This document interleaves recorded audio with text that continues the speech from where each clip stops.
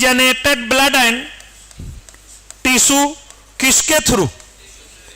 Tissue through, tissue fluid के through.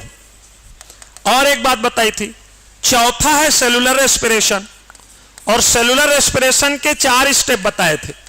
पहला बताया था ग्लाइकोलिसिस, और कहा था ग्लाइकोलिसिस में ग्लूकोज का एक मॉलिक्यूल 2 मॉलिक्यूल पायरुविक एसिड में कन्वर्ट हो जाता है, और ग्लाइकोलिसिस चलता है सेल के साइटोप्लाज्म में। कहां चलता है?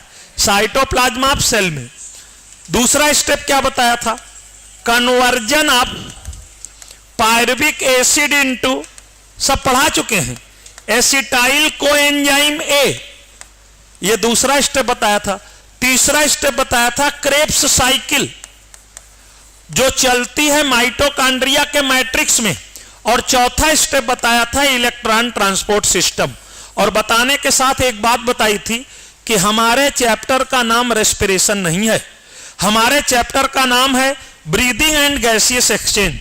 तो कहा था प्लांट फिजियोलॉजी में रेस्पिरेशन चैप्टर, ये सेलुलर रेस्पिरेशन चौरसिया सर आपको पढ़ाएंगे, ये बात बताई थी।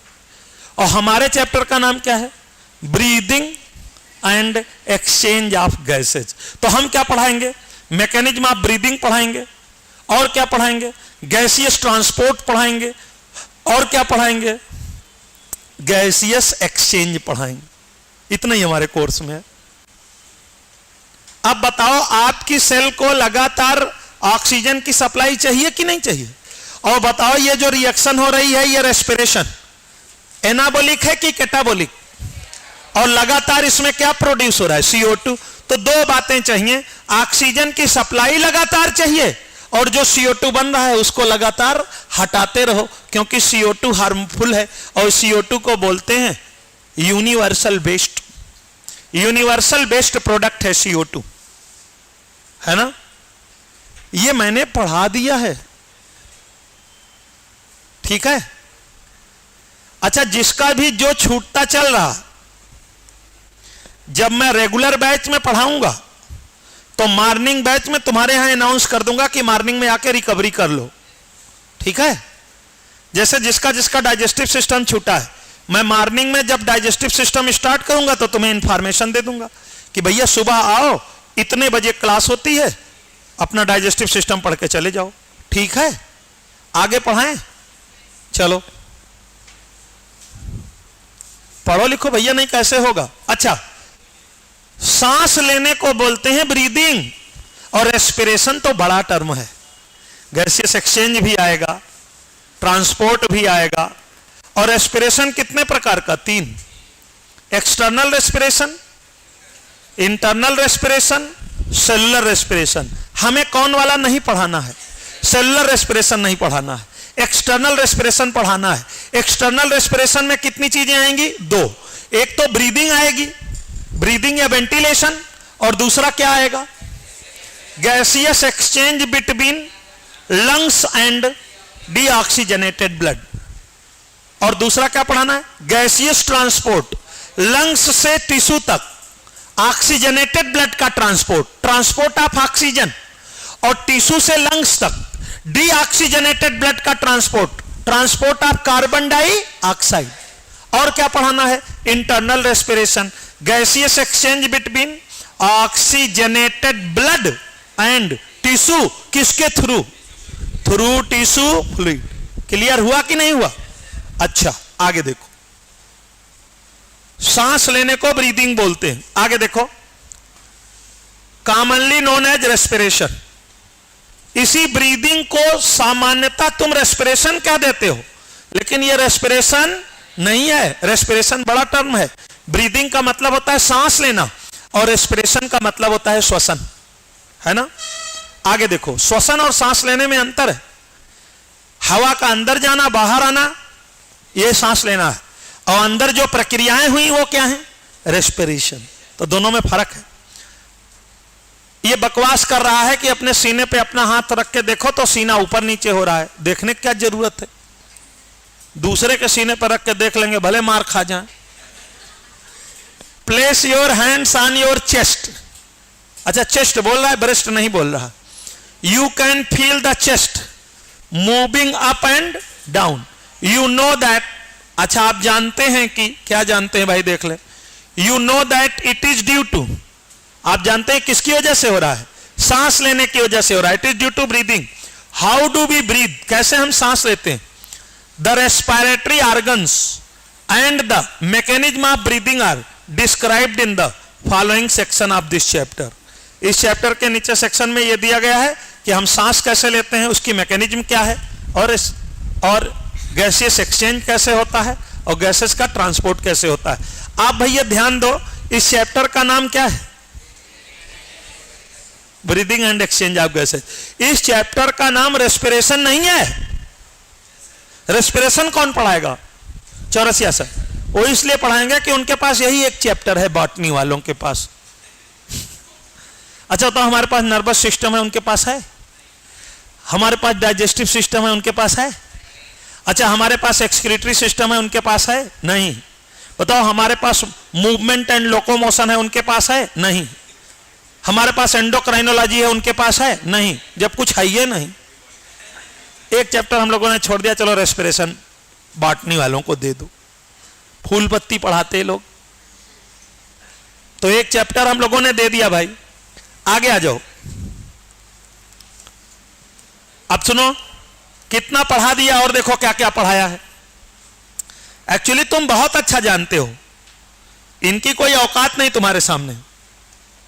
और देखो क्या पढ़ाया है, रेस्पिरेटरी ऑर्गन। हमने आपको पढ़ाया रेस्पिरेटरी ऑर्गन। देखते हैं ये क्या कर रहे हैं। ये कुछ एनिमल किंगडम की बात कर रहे हैं। हमने बताया था हम लोग पानी में मर जाते हैं। क्यों मर जाते हैं पानी में, क्योंकि जो हमारा रेस्पिरेटरी ऑर्गन है ये वाटर से गैसियस एक्सचेंज, और मछली जल की रानी है, जीवन उसका पानी है, और बाहर निकालोगे तो मर जाएगी, और हाथ लगाओगे तो डर जाएगी। तो हाथ लगाओगे तो डर जाएगी, और बाहर निकालोगे तो मर जाएगी। अच्छा वो केवल बेचारी हाथ लगाने से डर जाती, तुम तो काट काट के खाते हो उसको। कितने हरामी हो, बेचारी इतनी प्यारी मछली पानी में तैर रही थी, तुमने काट के खा लिया। अच्छा कुछ मछला तुमको काट के खा लें तब, तो उल्टा करके देखो कि गैया भैंसिया तुम्हारे फीमेल को बांध के उसका दूध निकाल लें। उल्टा करके देखो। और मुर्गे जो है तुमको काट के तुम चिकन बनाते हो, वो ह्यूमन बना ले। उल्टा करके देखो तुमको कितनी तकलीफ होगी। तुम क्या करते हो, सूप बना देते हो मुर्गे के चूजे का, वो तुम्हारे बेबी को लेके सूप बना के पिए बैठ के। तो बड़ा अन्याय कर रहे हो तुम नेचर के ऊपर, एक्सप्लॉयटेशन कर रहे हो, नेचर का बड़ा शोषण कर रहे हो। क्यों भाई, नहीं कर रहे हो क्या? जानवर तुम्हारी खाल का बेल्ट लगाए और तुम्हारी खाल के जूते पहने, कितना मजा आएगा। ये सब तुम जबरदस्ती कर रहे हो, इसलिए झेलोगे। सुनना एक बात, शांत रहो। करें mechanism of breathing vary among different groups of animals. अलग अलग ग्रुप ऑफ एनिमल्स में मैकेनिज्म की ब्रीदिंग की मैकेनिज्म अलग अलग है, depending mainly on their habitat and level of organisation. किस हैबिटाट में वो रहते हैं इस पर निर्भर करेगा, और इस बात पर निर्भर करेगा कि उनका लेवल ऑफ ऑर्गेनाइजेशन क्या है। सेलुलर ग्रेड है कि टिश्यू ग्रेड है कि ऑर्गन ग्रेड है कि ऑर्गन सिस्टम ग्रेड है। अगर यूनिसेलुलर ऑर्गेनिज्म होगा, पानी में रहता होगा, तो डायरेक्ट गैसियस एक्सचेंज कर लेगा वाटर से थ्रू प्लाज्मा मेम्ब्रेन। देखो आगे क्या लिखा है, लोअर इनवर्टिब्रेट्स जैसे कौन, sponges, coelenterates, flatworm etcetera, sponges porifera, coelenterata जिसमें हाइड्रा आएगा, फ्लैटवर्म बोलो भाई taenia solium, liver fluke, exchange O2 with CO2 by किसके द्वारा, simple diffusion over their entire body surface. ये अपने बॉडी सरफेस से ही ऑक्सीजन और कार्बन डाइऑक्साइड का लेन देन कर लेते हैं। Earthworm use their moist cuticle, earthworm अपने शरीर, अर्थवर्म की बॉडी के ऊपर एक क्यूटिकल चढ़ी होती है, वो गीली होती है, मॉइस्ट क्यूटिकल का यूज करता है रेस्पिरेशन के लिए। Insects have network of tube, insect में एक ट्यूब का नेटवर्क पाया जाता है जिसको ट्रैकी कहते हैं, उन ट्यूब्स को बोलते हैं tracheal tubes, to transport atmospheric air within the body, ये एटमॉस्फेरिक एयर को शरीर के अंदर ले आते हैं। ट्रैकियल सिस्टम मैं पढ़ाऊंगा, कहां पर, कॉकरोच में, स्ट्रक्चरल ऑर्गेनाइजेशन इन एनिमल पढ़ाते समय। ये एनिमल किंगडम की बात कर रहा है। चौरसिया सर पढ़ा रहे एनिमल किंगडम की नहीं? अभी नहीं पढ़ाना है, आगे पढ़ाएंगे तो बताएंगे, उनके पास है animal kingdom. Special vascularized structure called gills या branchial respiration are used by most of the aquatic arthropods, mollusks, whereas vascularized bag like structure called lungs, इसीलिए lungs से जो respiration होता है उसको क्या बोलते हैं, pulmonary respiration, are used by the terrestrial form for the exchange of gases। तो बताओ हमारा रेस्पिरेटरी ऑर्गन कौन है? लंग्स। और मछलियों में क्या है? गिल्स। एक्वाटिक आर्थ्रोपोडा में क्या है? गिल्स। बोलो भैया, पानी में पाए जाने वाले जानवर, अगर हमारे पास भी रेस्पिरेटरी ऑर्गन गिल्स होते तो हम लोग पानी में मरते ना, बल्कि गिल्स से गैसेस एक्सचेंज कर लेते। अगर हमारे अंदर गिल्स होता तो हम पानी में ना मरते, और अगर मछलियों में फेफड़े होते तो हवा में ना मरती, क्योंकि सांस लेकर के हवा से गैसेस एक्सचेंज कर लेती। तो किसका रेस्पिरेटरी ऑर्गन है? गिल्स। फिशेज का। और किसका? आर्थ्रोपोडा, एक्वाटिक आर्थ्रोपोड्स, पानी में पाए जाने वाले आर्थ्रोपोडा का। और किसका? पानी में पाए जाने वाले मोलस्का का। बोलो भाई, जबकि हमारे यहां क्या ऑर्गन, लैंड या टेरेस्ट्रियल फॉर्म, लैंड पर पाए जाने वालों का रेस्पिरेटरी ऑर्गन क्या है? लंग्स। पानी में पाए जाने वालों का गिल्स। अगर हमारे पास गिल्स होते, अच्छा देखो, दोनों अलग अलग तरीके के ऑर्गन, यही तो कह रहा था पहली लाइन में, mechanism of breathing vary among different groups of animals depending mainly on their habitat. चलो हम लिखवा देंगे इसको कि प्रोटोजोआ कैसे सांस लेता है, porifera, coelenterata, ctenophora, platyhelminthes, aschelminthes, annelida, arthropoda, mollusca, echinodermata, hemichordata and chordata. कहां पर कौन सा रेस्पिरेटरी ऑर्गन है, एक लिस्ट लिखवा देंगे, ठीक है? अभी सुनो, एमंग वर्टिब्रेट्स में fishes use, whereas amphibians, reptiles, birds and mammals respire through lungs। तो मछलियां किससे सांस लेती हैं? जबकि एम्फीबियंस, रेप्टाइल्स, बर्ड्स और मैमल्स ये किससे सांस लेते हैं? लंग्स के द्वारा। Amphibians like frog can respire through their moist skin. जो मेढक है वो अपनी मॉइस्ट स्किन से भी रेस्पिरेशन कर लेता है, उसको क्या बोलते हैं? Cutaneous respiration. एक बड़ी सुंदर बात है भैया, मेढक कभी पानी नहीं पीता। फ्रॉग नेवर ड्रिंक वाटर, क्योंकि वो पानी में रहता है, स्किन से ट्रांसफर होकर के पानी चला जाता है अंदर, और उसकी स्किन हमेशा गीली बनी रहती है, तो अपने स्किन से भी रेस्पिरेशन कर लेता है। एक सवाल, अच्छा यहां मैं इसलिए नहीं बता रहा हूं, स्ट्रक्चरल ऑर्गेनाइजेशन इन एनिमल्स में पढ़ाऊंगा। फ्रॉग में 3 प्रकार का रेस्पिरेशन होता है। क्यूटेनियस रेस्पिरेशन, जो हमेशा चलता रहता है, हमेशा चलता रहता है, पानी में है तब भी क्यूटेनियस रेस्पिरेशन, लैंड पर है तब भी क्यूटेनियस रेस्पिरेशन, हाइबरनेशन या एस्टिवेशन में है तब भी क्यूटेनियस रेस्पिरेशन। हाइबरनेशन एस्टिवेशन क्या है? सुनो, बोलो, एनिमल 2 प्रकार के होते हैं, कोल्ड ब्लडेड, वार्म ब्लडेड। बोलो, कोल्ड ब्लडेड एनिमल्स वो एनिमल्स हैं जिनके बॉडी का टेम्परेचर थ्रू आउट ईयर, साल भर कांस्टेंट नहीं रहता। बोलो, एक्सटर्नल एनवायरनमेंट के अनुसार बदलता है, उनको क्या बोलते हैं? Cold blooded. Cold blooded, cold blooded animal वो हैं जिनके बॉडी का टेम्परेचर कांस्टेंट नहीं है, वो एक्सटर्नल इन्वायरमेंट पर डिपेंड करता है। इनको बोलते हैं पोइकिलोथर्मल एनिमल्स। क्या बोलते हैं? इनके बॉडी का टेम्परेचर वही हो जाता है जो इन्वायरमेंट का है। बोलो वार्म ब्लडेड एनिमल। ऐसे एनिमल जिनके बॉडी का temperature through out year constant रहता है। Doesn't matter what is the temperature of environment.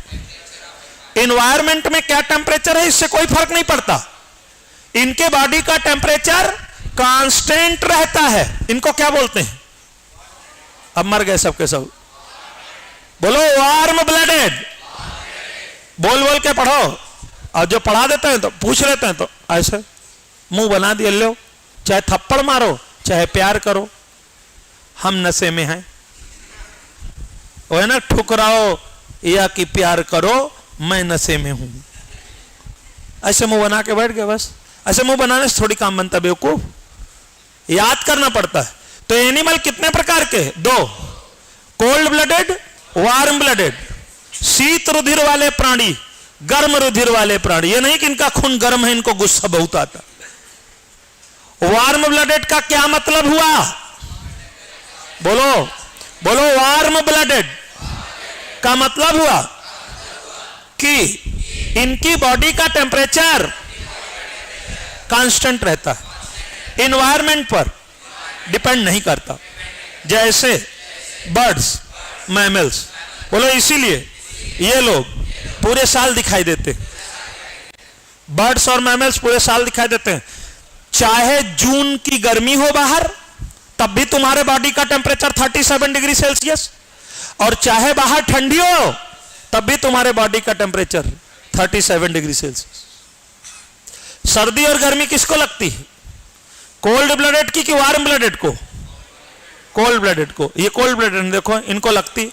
नालायक, तुम्हें लगती है कि नहीं लगती? तो सर्दी और गर्मी किसको लगती है?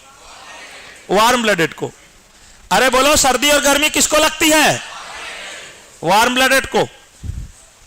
और सुनो क्यों, चुप रहो, मारेंगे बहुत जो बोलेगा। तुमको पढ़ाएं, अब हमको समझ में आ गया तुमको कैसे पढ़ाना पड़ेगा। तुम वो नहीं हो कि खाली हम नोट्स बनवा के छोड़ दें और तुम याद कर लोगे। तुमको डंडा लेके पीटना पड़ेगा और सुनना पड़ेगा, तब कहीं तुम जाके याद करोगे। नहीं आते हो, कथा सुन के चले जाते हो।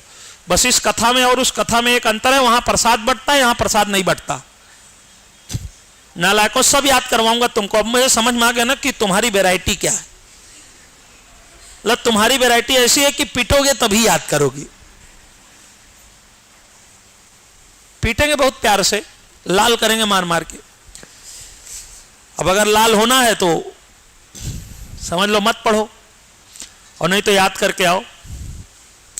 भैया बाहर टेम्परेचर है 42 डिग्री जून के महीने में, और हमारी बॉडी है 37 डिग्री पे। तो बताओ हीट कहां ज्यादा है?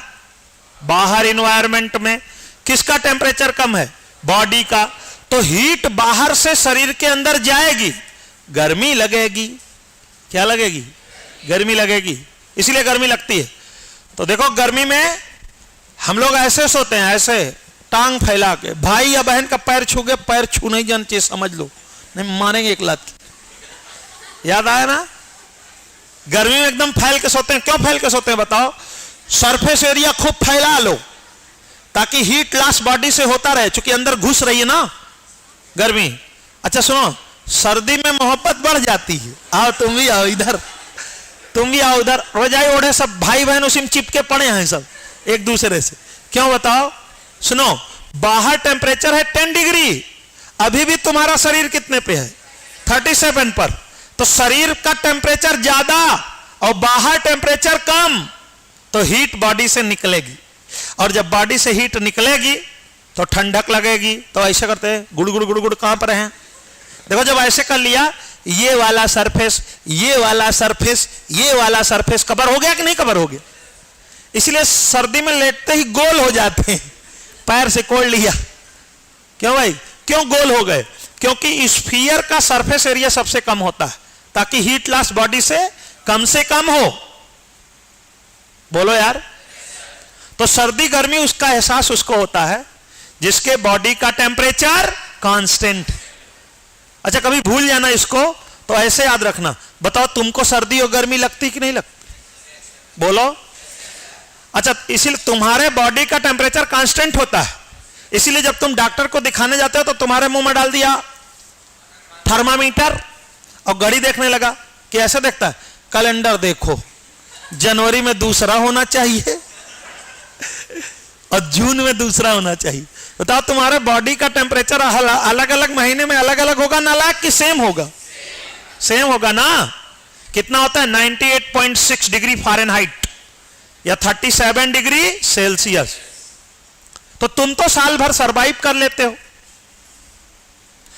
लेकिन ऐसा एनिमल, बर्ड्स और मैमल्स को छोड़ दो, रेप्टाइल्स हैं, एम्फीबिया हैं, इनवर्टिब्रेट्स हैं, एक कोल्ड ब्लडेड एनिमल। इसलिए छिपकली बहुत ठंडी में नहीं दिखाई देगी, सांप बहुत ठंडी में नहीं दिखाई देगा। गांव वाले कहते हैं इतनी ठंडक लग रही, इसको सिकुड़ गया है। अबे नालायक, उसे ठंडक नहीं लगती। उसको ठंडक कैसे लगेगी? क्योंकि उसके बॉडी का टेम्परेचर तो वही हो जाता है जो इन्वायरमेंट का है। सर्दी और गर्मी लगने के लिए तो टेम्परेचर में अंतर होना जरूरी है। बाहर टेम्परेचर ज्यादा, हमारे बॉडी का टेम्परेचर कम, गर्मी लगेगी। बाहर टेम्परेचर कम, हमारे बॉडी का टेम्परेचर ज्यादा, सर्दी लगेगी। अच्छा, सर्दी के सीजन में तुम स्टील वाली जो तुम्हारे घर के ऊपर रेलिंग लगी है उसको छुओ, ठंडी लगती है? क्यों लगती है बताओ? वो लोहा है, वो है 10 डिग्री सेल्सियस पे और बॉडी तुम्हारी 37 पे। तो जब तुमने उसको पकड़ा तो हीट तुम्हारे हाथ से कहां जाने लगी? स्टील में जाने लगी। तो वो तुमको कैसा लगेगा? ठंडक लगी। इसलिए हीट लॉस रोक लो तो दंदाहट लगती, गर्माहट लगती है। क्यों भाई? रूपा की है नहीं? रूपा की तुम पहन लो, रूपा क्या पहनेगी भगवान जाने। तो सुनना, एक बात बड़ी इंपॉर्टेंट है। अरे सुनो तो तुम पहन लेते हो इनर। सुनो, जितने ज्यादा कपड़े पहनते हो उतनी ज्यादा लेयर बन जाती है एयर की। जैसे इस समय एक हवा भरी हुई है हमारे बनियान और हमारे शरीर के बीच में, और दूसरी हवा भरी है बनियान और शर्ट के बीच में। Air is bad conductor of heat. इसलिए जितना पहनते जाओगे तो तुम्हारे शरीर से निकलने वाली हीट को रोक देगा, उतनी गर्माहट लगेगी, उतनी दंदाहट लगेगी। कहते हैं रजाई बहुत गर्म है, ये स्वेटर बहुत गर्म है, कपड़ा बहुत गर्म है। अरे कुछ गर्म नहीं, हम गर्म है। रजाई अगर गर्म होती तो उसको छूते ही गर्म ना लगती? वो तो कहां गर्म लगती बताओ? थोड़ी देर बाद, आफ्टर सम टाइम, वो कपड़ा उतना ज्यादा गर्म होगा जो हीट का जितना बैड कंडक्टर होगा। तो उसको आपने ओढ़ लिया, अब आपके शरीर से हीट निकल रही है। अगर वो गुड कंडक्टर है तो हीट बाहर चली जाएगी, और अगर वो बैड कंडक्टर है तो हीट को रोक लेगी। हम लोग बचपन में काम करते थे, छोटे भाई सब इकट्ठे होके, मौसी की लड़कियां, और रजाई गिरा लिए, कूद रहे हैं उस पर। छोटे बच्चे जब तो पिट जाते थे, गद्दे पे कूदते थे तो नहीं पिटते थे, रजाई पे कूदते थे तो पिट जाते थे। ये विज्ञान बाद में समझ में आया। अगर तुम रजाई पे कूदोगे तो बताओ उसकी रुई पिचक जाएगी कि नहीं पिचक जाएगी? तो रुई के बीच में जो हवा है वो, अब ऐसी रजाई ओढ़ोगे तो दंदाहट नहीं लगेगी। इसीलिए कुछ दिन बाद जब रजाई की रुई हार्ड हो जाती है तो कहते हैं रुई निकाल के इसको धुनवा के नई रुई भरवाओ इसमें, क्योंकि वो पिचक गई। अच्छा, रजाई को ऊपर से ओढ़ते हो तो रजाई पर प्रेशर नहीं होता, और गद्दे पर लेटते हो तो गद्दे पर प्रेशर होता है। इसलिए गद्दे पे कूदते थे तो नहीं पिटते थे, लेकिन जब रजाई गिरा के कूदने लगते थे तो पिट जाते थे कि रजाई बेकार कर दोगे। तो बचपन में समझ में नहीं आता था कि गद्दा नहीं बेकार हो रहा है, रजाई बेकार हो। इनका मारने का मन है। समझ में आया क्या गड़बड़ी करते थे तुम? रजाई फुलफुली होनी चाहिए, उसमें एयर होनी चाहिए रुई के बीच में, तभी तो दंदाहट देगी। Because air is bad conductor of heat. अब सुनना भैया, बोलो एंजाइम। बायोमॉलिक्यूल में मैं पढ़ाऊंगा आपको। बोलो एंजाइम हाई टेम्परेचर पर टूट फूट जाता है, डिनेचर्ड हो जाता है। तुम यहां से हमारी गर्दन काट के अलग कर दो, यहां से हमारा हाथ काट के अलग कर दो, यहां से पैर काट के अलग कर दो और बॉडी को दो पार्ट में, इसे बोलते हैं डिनेचर्ड हो जाना। बताओ अब मैं कभी एक्टिव हो पाऊंगा? कभी एक्टिव नहीं हो पाऊंगा। अगर कोई चीज टूट फूट गई अब वो दोबारा एक्टिव नहीं हो पाएगी। भैया 40 डिग्री सेल्सियस के ऊपर एंजाइम डिनेचर्ड होना शुरू हो जाते हैं। 60 डिग्री सेल्सियस के ऊपर एंजाइम टूट फूट जाता। तो बताओ अगर बाहर टेम्परेचर ज्यादा है तो जो कोल्ड ब्लडेड एनिमल हैं उनका टेम्परेचर हो गया 52 डिग्री सेल्सियस, उनके सारे एंजाइम क्या हो जाएंगे? टूट जाएंगे। और अगर सारे एंजाइम टूट जाएंगे तो भैया मेटाबॉलिक रिएक्शन नहीं होगी, और मेटाबॉलिक रिएक्शन नहीं होगी तो सरवाइव करेगा कि मर जाएगा? मर जाएगा। इसीलिए ऐसे जानवर गर्मी में एस्टिवेशन में चले जाते हैं। इसको बोलते हैं सस्पेंडेड एनिमेशन। मेढक आपको बहुत गर्मी में नहीं दिखेगा, मिट्टी में धंसा पड़ा है, सुसुप्ता अवस्था में, सस्पेंडेड एनिमेशन, एनिमेशन सस्पेंड हो चुका है। एक बात और बोलो, लो टेम्परेचर पर एंजाइम इनएक्टिव हो जाते हैं। अच्छा भैया जो चीज इनएक्टिव हो गई, देखो तुम हमारा हाथ पैर ऐसे बांध दो और मुंह पे टेप लगा दो और चिपका दो, बताओ हम एक्टिव रहेंगे कि इनएक्टिव? लेकिन जब हमारा हाथ खुलेगा, पैर खुलेगा, मुंह खुलेगा तो हम बताएंगे ना कि ये लोग आए थे, हमको बांध के ले गए, हमारा मुंह चिपकाया, हमको मारा पीटा, खाना पानी नहीं दे रहे थे, करे थे जो लगे यहीं पे करो। क्या बोलो, बताओ एक्टिव हो जाऊंगा कि नहीं हो जाऊंगा? तो इनएक्टिव चीज फिर से एक्टिव हो जाती है, लेकिन डीनेचर्ड चीज फिर से एक्टिव। तो दोनों सीजन में ऐसे एनिमल को खतरा है। बहुत ठंड पड़ेगी तो उसके एंजाइम इनएक्टिव हो जाएंगे, और बहुत गर्मी पड़ेगी तो उसके एंजाइम डीनेचर्ड हो जाएंगे, क्योंकि उसके बॉडी का टेम्परेचर इन्वायरमेंट के अनुसार बदल रहा है।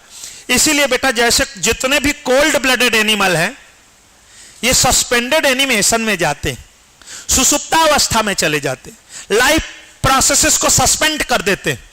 तो मेढक ऐसी कंडीशन में कीचड़ में धंस जाता है और ऐसे पड़ा रहता है। गर्मी में जाए उसको बोलते हैं एस्टिवेशन, और ठंडी में जाए उसको बोलते हैं हाइबरनेशन। सस्पेंडेड एनिमेशन में चला जाता है। मछलियां भी इसी तरह धंस जाती हैं पानी के अंदर, उसके अंदर धंसी रहती हैं तालाब में। अच्छा देखो गांव में तालाब सूखेगा, एक मछली नहीं मिलेगी आपको। कहां है इस समय बताओ? धंसी हुई है अंदर, और जैसा तालाब भरेगा फिर उसमें मछलियां आ जाएंगी। तो ये अपने लाइफ को सस्पेंड कर देते। और मेढक ऐसे धंसा पड़ा है, इसलिए कभी कभी खेत ओत में खोदो तो मेढक निकल आता। खेत खलिहान में या नींव खोदी जा रही है घर की तो उसमें मेढक निकल आया, वो सस्पेंडेड एनिमेशन में था। इस दौरान वो किससे सांस लेता है? स्किन से। कुछ नहीं कर रहा है, आंख बंद किए पड़ा है, जो स्टोर्ड फैट है उसी से बचा हुआ है। फिर सीजन आएगा बरसात का, बाहर निकल आएगा। न ज्यादा सर्दी होगी न ज्यादा गर्मी। ज्यादा गर्मी होगी एस्टिवेशन में चला जाएगा, ज्यादा सर्दी होगी हाइबरनेशन में चला जाएगा। स्नैक ठंडी में इनएक्टिव, पूरी तरह से इनएक्टिव, एंजाइम काम ही नहीं कर पा रहा है, पड़ा है ऐसे से, हिलाओ काट नहीं पाएगा आपको, बिल्कुल निष्क्रिय। छिपकली इस साउंड के पीछे, फोटो के पीछे कहीं ना कहीं छिपी बैठी है ठंड में, क्योंकि बॉडी एक्टिवेट नहीं है। इसको बोलते हैं कोल्ड ब्लडेड एनिमल। वही बता रहे थे कि फ्रॉग हाइबरनेशन में चला जाए या एस्टिवेशन में चला जाए तो अपने स्किन से सांस लेता है। इसको बोलते हैं क्यूटेनियस रेस्पिरेशन। फ्रॉग में 3 प्रकार का रेस्पिरेशन होता है। स्किन से करे तो क्यूटेनियस रेस्पिरेशन, एक काम और करता है, पानी नहीं पीता लेकिन मुंह ऐसे खुला रहे पानी में तैरते समय, तो मुंह में जाएगा पानी और बक्कल कैविटी के सरफेस से गैसियस एक्सचेंज कर लेता है। तो इसको बोलते हैं बक्कोफेरेंजियल रेस्पिरेशन। कौन सा? और फेफड़े से करता है लैंड पर। जब धरती पर है तो सांस लेता है, फेफड़े से रेस्पिरेशन करता है। पानी में जब अंदर रहता है तो लंग्स से रेस्पिरेशन नहीं करता, नहीं उसके फेफड़े में पानी चला जाएगा, यहां कुलवंती में एडमिट करवा के निकलवाना पड़ेगा, कहीं इनके फेफड़े में पानी भर गया। तो पानी के अंदर फेफड़े से सांस नहीं लेगा, लंग्स से सांस नहीं लेगा, बक्कोफेरेंजियल रेस्पिरेशन करेगा और क्यूटेनियस। लैंड पर कौन करेगा? क्यूटेनियस रेस्पिरेशन करेगा और पल्मोनरी, लंग्स से जो रेस्पिरेशन होता है उसे क्या बोलते हैं? पल्मोनरी रेस्पिरेशन करेगा, क्यूटेनियस करेगा। और जब सस्पेंडेड एनिमेशन में चला जाएगा, हाइबरनेशन में या एस्टिवेशन में, तब कौन सा रेस्पिरेशन करता है? क्यूटेनियस। तो कौन सा रेस्पिरेशन है जो हमेशा चलता रहता है? क्यूटेनियस। स्किन वाला रेस्पिरेशन हमेशा चलता रहता है। बाकी पानी के अंदर रहेगा तो बक्कोफेरेंजियल करेगा और बाहर रहेगा तो लंग से रेस्पिरेशन करेगा।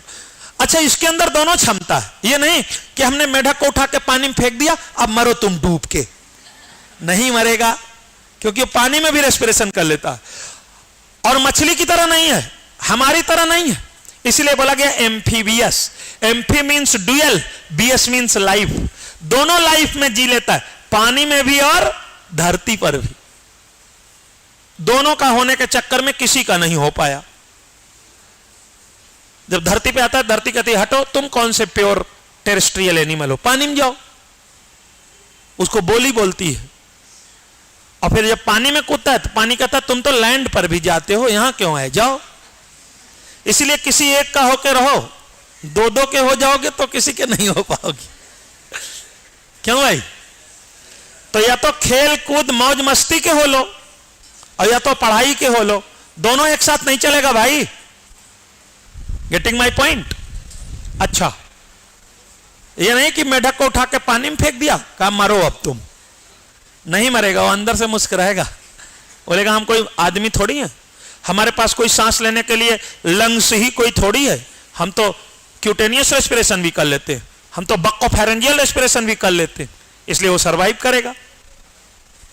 इसलिए कहते हैं कि फर्स्ट लैंड एनिमल एम्फीबिया है, लेकिन first true land animal reptiles है। बाद में पढ़ाऊंगा। तो ये यहां तक बता दिया भाई। लास्ट में तुम बताना, मैं एक लिस्ट लिखवा दूंगा तुमको कि किसका रेस्पिरेटरी ऑर्गन कौन सा है। अब आगे ह्यूमन रेस्पिरेटरी सिस्टम, यहां से पढ़ाया था आपको। देखो ह्यूमन रेस्पिरेटरी सिस्टम में क्या पढ़ाया, देखो तुम्हें याद है कि नहीं, और तुम अच्छा जानते हो या इसमें अच्छा लिखा है, यह भी देखना। ह्यूमन रेस्पिरेटरी सिस्टम ये पढ़ा रहे थे। एक एक बात याद करा देंगे आपको, सब याद हो जाएगा। We have a pair of external nostrils opening out above the upper lips. तो देखो कह रहे हैं हम लोगों के पास एक पेयर बाह्य नासा छिद्र है, जिसको हमने एक्सटर्नल नेर्स कहा, उसको एनसीईआरटी ने क्या लिखा है? तो निचले होंठ के नीचे है कि ऊपरी होंठ के ऊपर है? अच्छा, किसकी नाक यहां है भाई? वो तो हम जानते ही हैं। देख लो खुलेआम सरेआम, इसमें क्या है? ये देखो कहां है, अपर लिप के ऊपर। ये देखो, we have a pair of external nostrils, हमारे पास एक पेयर बाह्य नासा छिद्र हैं, ओपनिंग आउट, बाहर की तरफ खुलते हैं, किसके ऊपर? Above the upper lips. बताओ भाई, क्लियर? दोबारा बताएं कि हो गया? अगली लाइन देखो, it leads to a nasal chamber through the nasal passage. देखो हमने कहा था एक्सटर्नल नेर्स किसमें खुलते हैं? नजल चैम्बर में खुलते हैं, किसके थ्रू? नजल पैसेज के थ्रू। एक रास्ता है जो जाके नजल चैम्बर में खुल रहा है। किसी को कोई दिक्कत? अच्छा भाई ये बताओ, दोनों नजल चैम्बर एक है कि बीच में एक सेप्टम है? क्या वो किसका बना हुआ है? हाइलाइन कार्टिलेज का। इसका क्या नाम है? Nasal septum. बोलो, both nasal chamber are separated by a nasal septum made up of hyaline cartilage. बताओ लिखवाया है कि नहीं लिखवाया? देखो क्या लिखा है। अच्छा एक चीज और, अपनी अपनी तरफ के इधर वाला नजल चैम्बर, इधर वाला नजल चैम्बर इंटरनल नेर्व्स के द्वारा, अंतः नासा छिद्रों के द्वारा कहां खुल जाता है? नैजोफेरिंग्स के। इसलिए कहा था कि अगर तुम ऐसे खींचो ऐसे तो मुंह में कुछ आ जाता। कहां से आ गया बताओ? अंदर। जैसे एक पेयर बाह्य नासा छिद्र हैं, वैसे एक पेयर इंटरनल नेर्व्स हैं। अब मुंह में जो आया अगर बाहर है तो थू, और क्लास में है तो गया अंदर। म्यूकस है, प्रोटीन है, डाइजेस्ट हो जाएगा, ऊर्जा मिल जाएगी। आगे देखो क्या लिखा, the nasal chamber opens into the, कहां पर? और आप इनसे बेहतर जानते हैं किस फेरिंग्स में? नाइजोफेरिंग्स में। A portion of which is the common passage for food and air. Digestive system याद आया? बोलो यार। Nasopharynx only air, oropharynx both food and air, laryngopharynx only food, क्योंकि एयर तो चली गई कहां? लैरिंग्स में। फोटो बना बना के पढ़ा रहे हैं, बहुत अच्छे से पढ़ो नहीं तो फिर दिक्कत आएगी।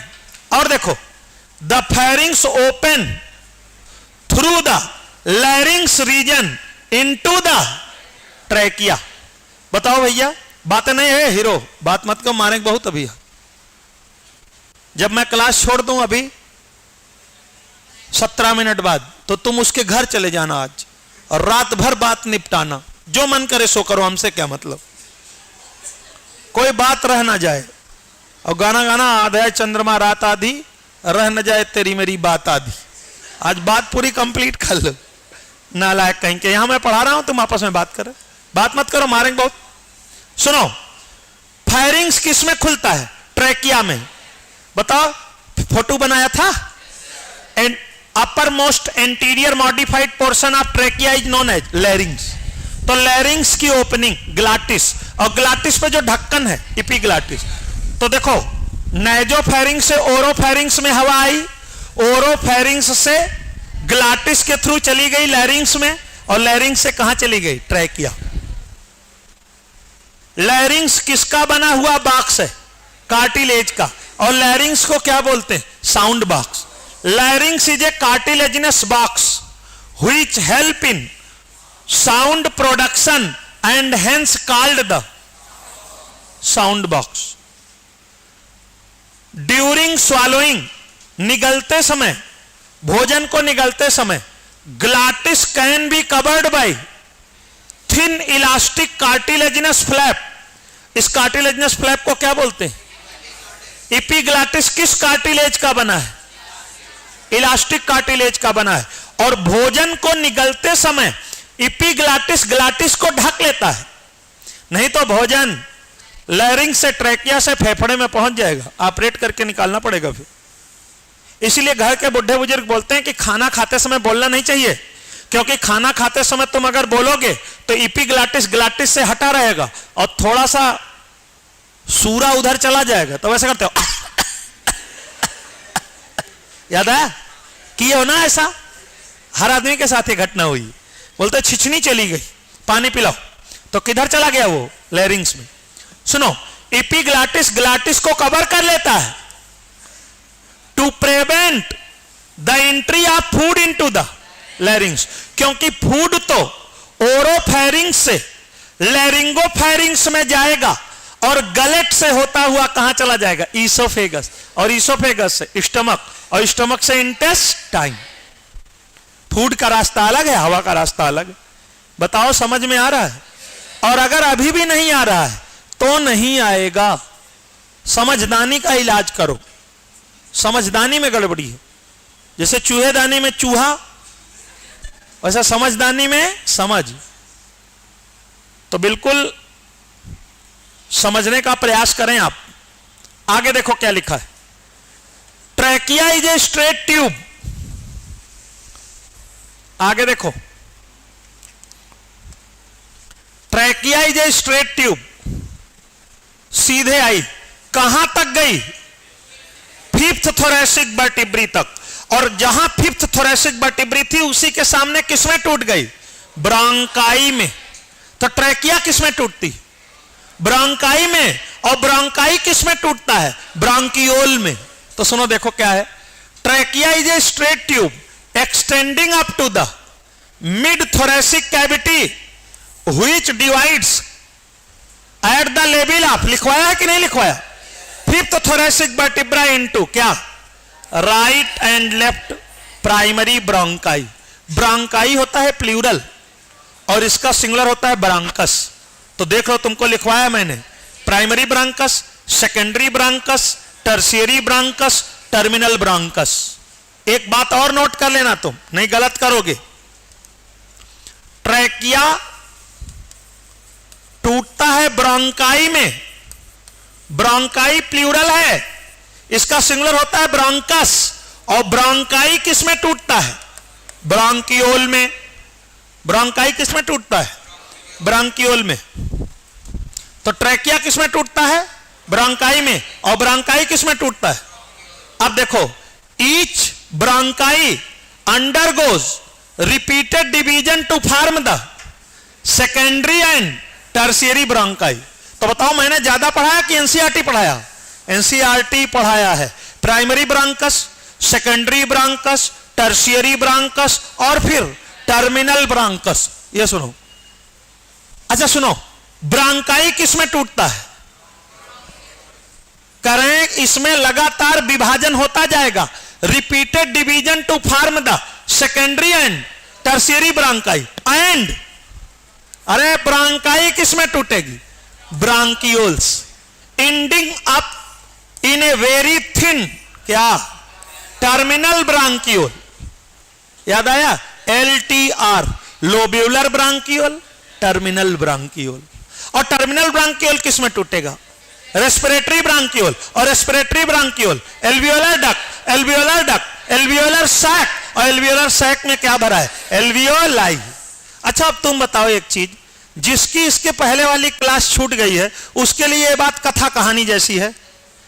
जिसने इसके पहले वाली क्लास छोड़ दी है उसका तगड़ा नुकसान हुआ है। अब तुमको ये दिख रहा है क्योंकि तुमने इसके पहले वाली क्लास करी है, तो अब तुमको लग रहा है ये बड़ा आसान लिखा हुआ है यार। आगे देखो क्या लिखा है, इसलिए कहते हैं क्लास नहीं छोड़ना चाहिए। The trachea primary, secondary and tertiary bronchi and initial bronchiole are supported by incomplete cartilaginous ring.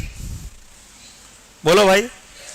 Each terminal bronchiole give rise to a number of very thin irregular walled and vascularized bag like structure called. इन्होंने कहा terminal bronchiole alveoli बना देता है। कम सही बोला है। Terminal bronchiole से क्या बनता है? Respiratory bronchiole, respiratory bronchiole, alveolar duct, alveolar duct, alveolar sac, और एल्वियोलर सैक में बैग लाइक स्ट्रक्चर भरे हैं। तो तुम बेहतर जानते हो कि इसमें बेहतर लिखा है? तुम बेहतर जानते हो, और मैं यही एनसीईआरटी पढ़ा रहा था। आगे देखो क्या लिखा है। The branching network, branching network of bronchi, bronchioles and alveoli comprise the lungs. अरे यही सब तो मिलके क्या बना दिया था? फेफड़ा। मैंने कहा था अंदर का तो सब तुम जान गए, केवल कपड़ा पहनाना बाकी है। याद आया? तो बताओ, इसको पढ़ा दिया है कि नहीं पढ़ा दिया? पढ़ा दिया, इससे अच्छा पढ़ाया। आगे देखो क्या लिखा है।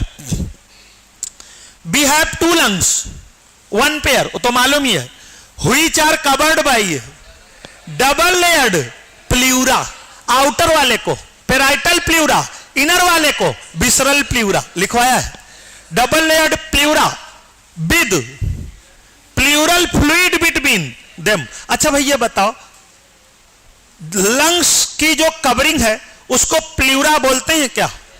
प्लूरल मेम्ब्रेन बोलते हैं क्या? और प्लूरल मेम्ब्रेन सिंगल है कि डबल? बाहर वाली को क्या बोलते हैं? Parietal pleura. और अंदर वाली को विसरल प्लूरा। और पेराइटल प्लूरा और विसरल प्लूरा के बीच जो कैविटी है प्लूरल कैविटी, और प्लूरल कैविटी में एक फ्लूइड भरा है, प्लूरल फ्लूइड। बताओ लिखवाया है कि नहीं? तो आज तो मैं पढ़ रहा हूं जो पढ़ाया है उसको। आगे देखो। It reduces friction on the lung surface.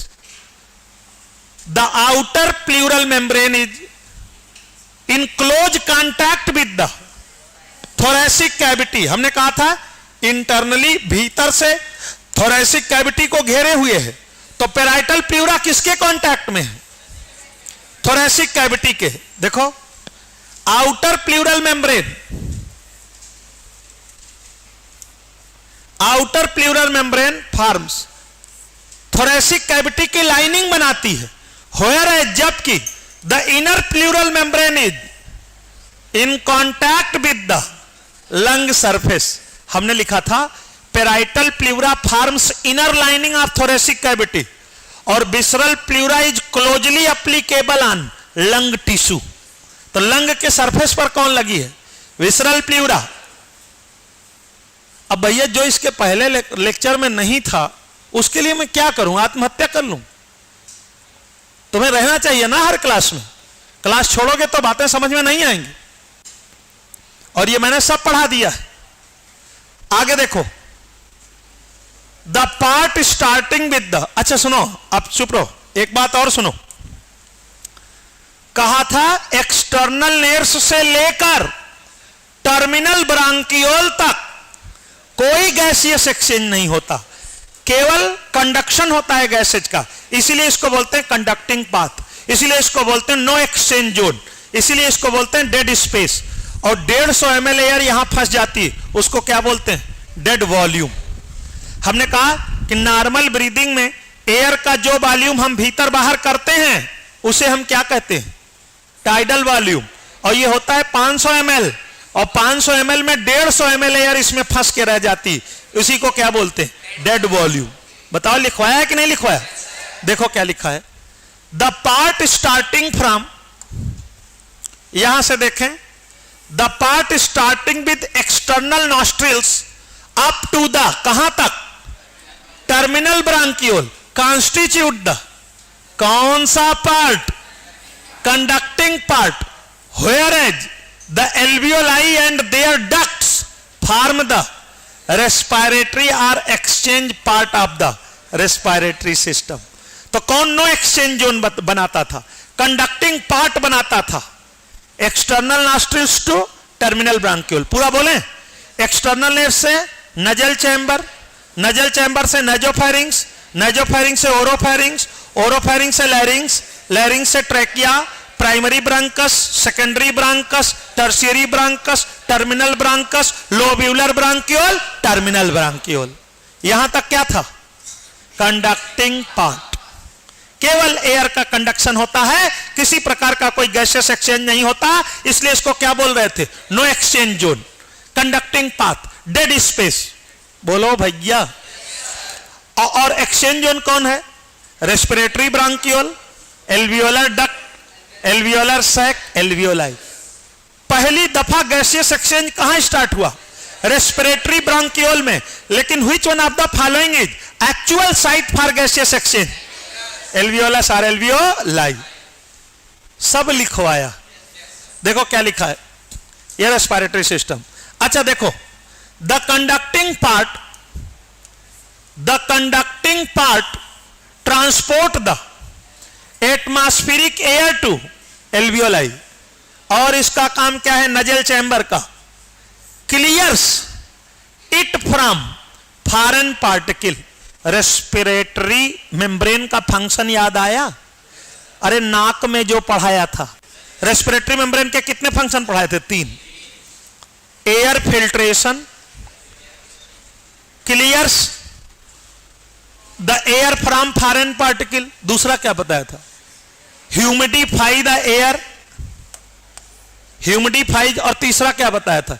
Air conditioning, air conditioning. And also bring the air to body temperature. इसलिए कहा था कि नाक बंद करके मुंह से सांस लोगे अगर, तो वो सेटिस्फैक्शन नहीं मिलता जो नाक से सांस लेने पर मिलता है, क्योंकि नाक 3 काम करती है। एयर फिल्ट्रेशन करती है, एयर को फिल्टर करने का काम करती है, एयर को वेट बनाती है, ह्यूमिडिफाई कर देती है। अगर एयर को गीला नहीं करेगी तो आपका फेफड़ा सूख जाएगा। और क्या काम करती है? एयर कंडीशनिंग करती है। और मैंने कहा था एयर कंडीशनिंग का मतलब है वातानुकूलन, जो वातावरण के अनुसार अनुकूलित हो। अगर बाहर हवा गर्म है तो उसको ठंडी करेगी, और अगर बाहर हवा ठंडी है तो उसको गर्म करेगी, ताकि फेफड़े तक पहुंचते पहुंचते एयर का टेम्परेचर वही हो जाए जो हमारे बॉडी का टेम्परेचर है। और ये क्या कर रहे हैं, एटमॉस्फेरिक एयर को clears it from foreign particle, इसको हमने क्या लिखा, एयर फिल्ट्रेशन, एयर को फिल्टर करेगी। ह्यूमिडिफाइज, मैंने कहा कि ह्यूमिडिफाई करने का एयर काम, and also bring the air to body temperature, इसको मैंने क्या लिखवाया, air conditioning. Exchange part is the site of क्या, actual diffusion of O2 and CO2 किसके किसके बीच, between blood and atmospheric air. अच्छा भाई ये बताओ, कल का लेक्चर, अभी कल का लेक्चर ही चल रहा है, आज तो मैं पढ़ करके साबित कर रहा हूं कि मैंने एनसीईआरटी पढ़ाया। जरा आप बता दो, हमारे थोरेसिक चैम्बर में इंटीरियर में क्लेविकल है क्या? कल कौन कौन था भाई, वो तो हाथ उठा दें, कितने लोग थे लेक्चर में?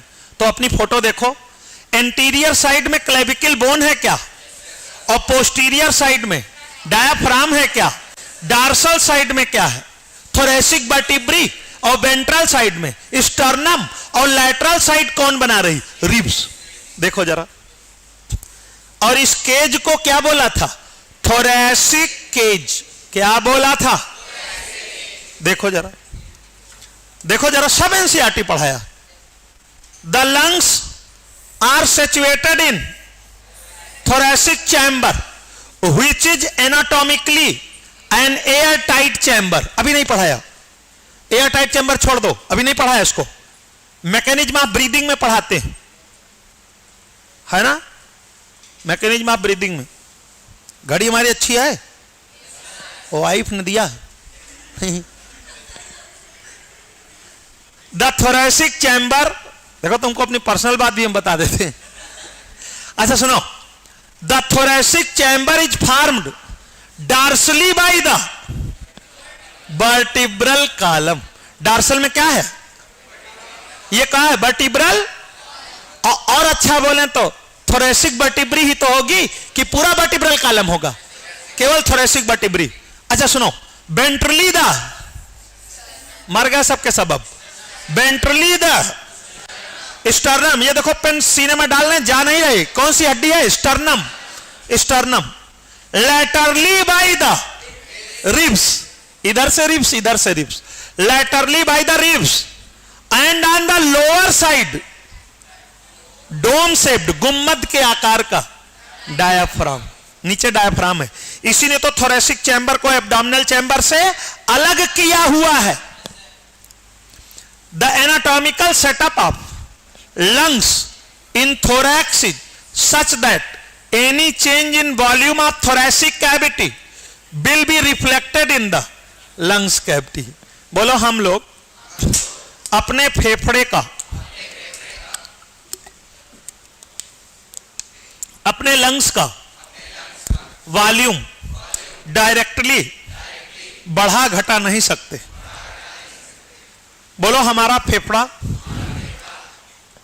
थोरेसिक चैम्बर में इस तरह स्थित है कि थोरेसिक चैम्बर के वॉल्यूम में कोई भी चेंज फेफड़े पर असर डालता है।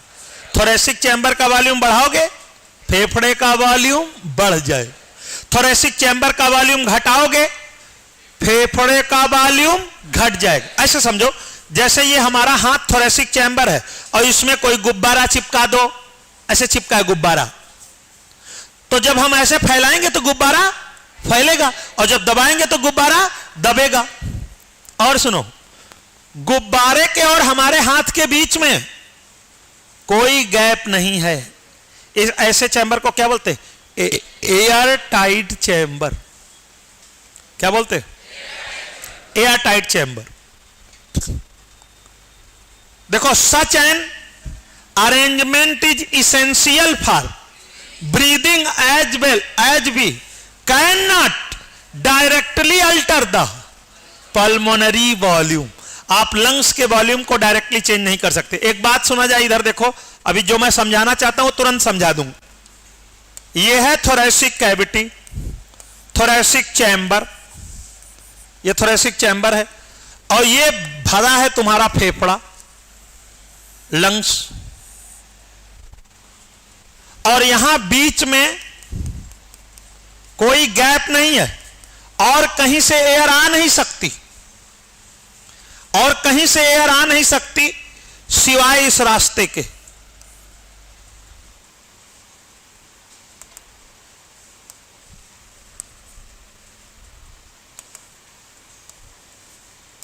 सिवाय इस रास्ते के और कहीं से एयर आ नहीं सकती। अब आप देखो भैया, जब ये बाहर वाले ऐसे थोरेसिक कैविटी को बढ़ाओगे तो फेफड़ा इससे चिपका हुआ है, तो फेफड़ा भी फैलेगा कि नहीं फैलेगा? फैलेगा। थोरेसिक चैम्बर का वॉल्यूम बढ़ाओगे, लंग्स का वॉल्यूम बढ़ जाएगा, और थोरेसिक चैम्बर का वॉल्यूम घटाओगे, लंग्स का वॉल्यूम घट जाएगा। क्योंकि ये एयर टाइट चैम्बर है। अब सुनो तो, कब ये एयर टाइट नहीं रह जाएगा? मैं बता रहा हूं कब नहीं रह जाएगा, अभी तुमको तुरंत समझ में आ जाएगा। सुनो कब नहीं रह जाएगा एयर टाइट चैम्बर। ये लो,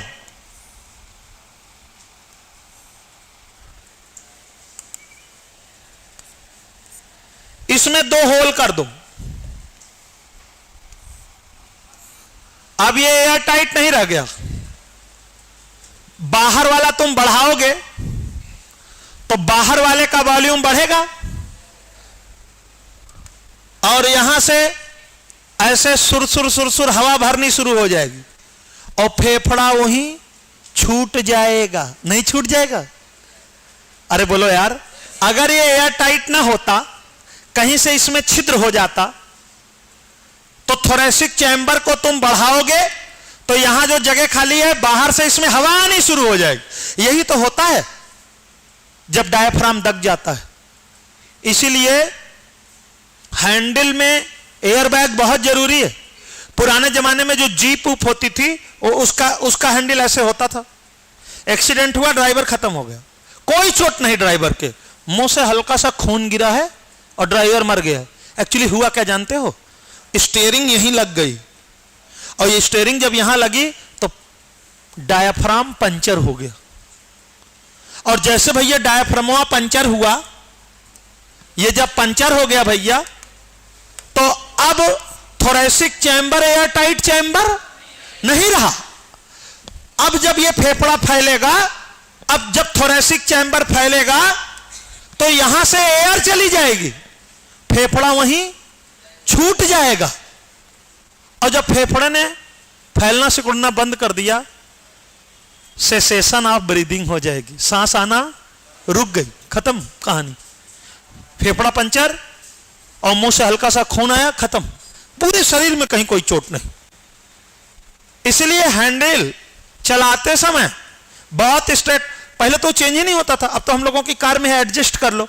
और हैंडल अब ऐसे हो गया है, ऐसे के बजाय बस ट्रक में देखो ऐसे होता है, कार का हैंडल ऐसे, पूरा ऐसे गिरोगे तुम गोले पर, और वहां जो हार्न है ना, वहां एयर बैग रखा हुआ है, वो फूल जाएगा तुरंत, झट से आपको रोक लेगा। बहुत खतरनाक होता था ये। और ये मेडिकल एंट्रेंस एग्जामिनेशन में सवाल भी पूछा गया है, क्या होगा अगर डायफ्राम पंचर हो जाए? बोलो सेसेशन ऑफ ब्रीदिंग हो जाएगी, सांस आना रुक जाएगी। क्योंकि भैया जब डायफ्राम पंचर हो जाएगा तो थोरेसिक चैम्बर और एब्डोमिनल चैम्बर एक हो गया, गड़बड़ हो गया मामला। अच्छा, ये पंचर बना दो, खत्म करो इसको। अब देखो, अगर यहां पंचर होगा तो हवा जाती और लंग्स छूट जाता।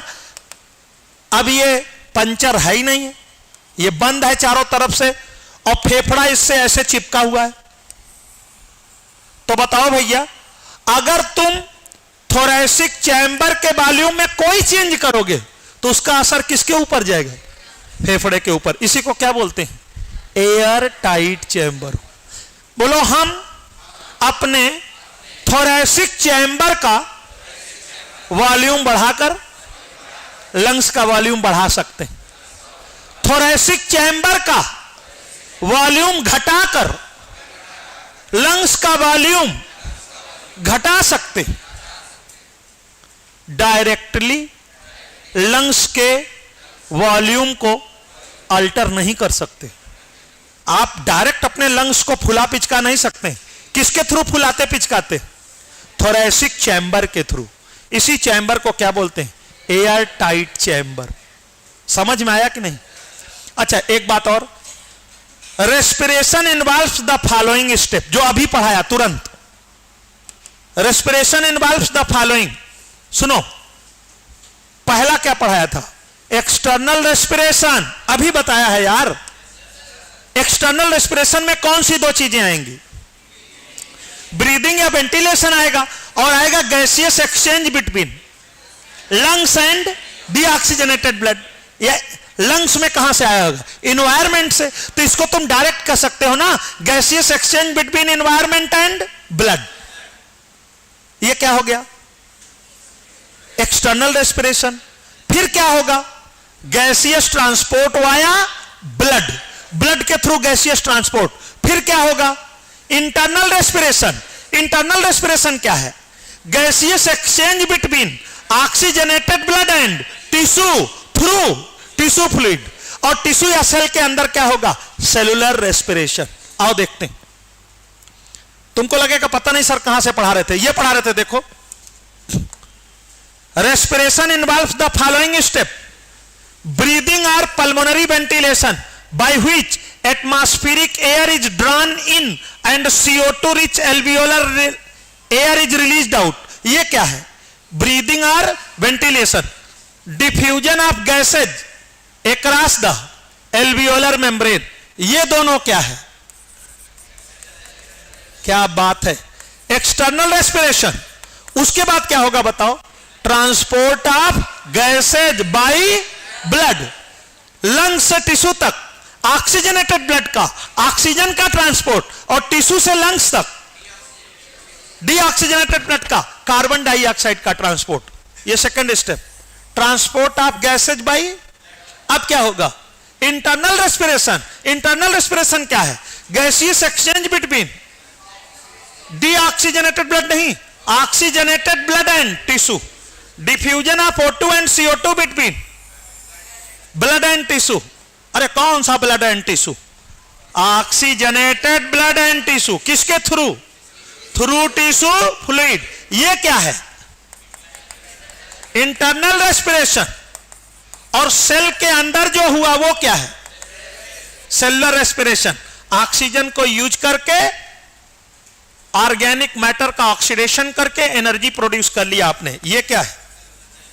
हमें क्या नहीं पढ़ाना है आपको? ये कहां पढ़ेंगे? अरे इन्होंने लिखा है, ये लो। Utilization of O2 by cells for catabolic reactions and resultant release of carbon dioxide, cellular respiration as dealt in. किस चैप्टर में डील होगा? Chapter number 14। अगली मुलाकात में क्या पढ़ाऊंगा आपको? Mechanism of breathing. समझ पा रहे हो? कहां तक पढ़ा दिया था? यहां तक। तो पहले मैं मैकेनिज्म ऑफ ब्रीदिंग पढ़ाऊंगा, लिखवाऊंगा, और जब लिखवा दूंगा तब एनसीईआरटी से पढ़ूंगा। Thank you very much. Next on next.